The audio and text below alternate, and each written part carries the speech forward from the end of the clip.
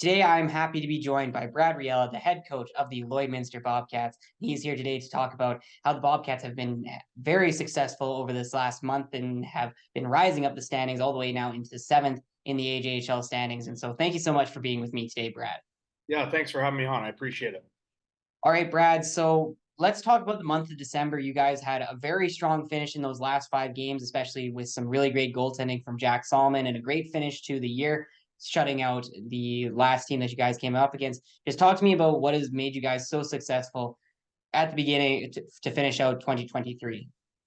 Well, I think first off, you got to give a lot of credit to our players. I mean, we've right from day one. I feel like more days than not, I've always been able to say that the competitiveness and the effort is there, and that's kind of our calling card as a group. And within that, we've stressed a lot of details, and the guys have done a really good job of staying focused within that.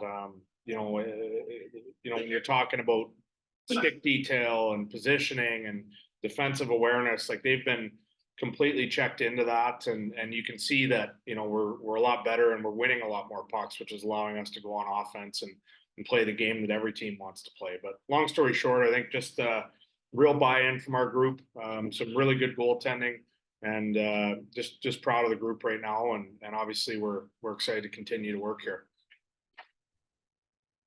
And then, Brad, now that we are into the new year for 2024, what are the things you guys are going to continue to do to stay successful and try to climb up the standings as well as hold your position at that, as it is a very tight standings race in the AJHL in the middle there? Yeah, I mean, we've been stressing, Jeff and I, every day in practice and before practice, that we have to continue to get better.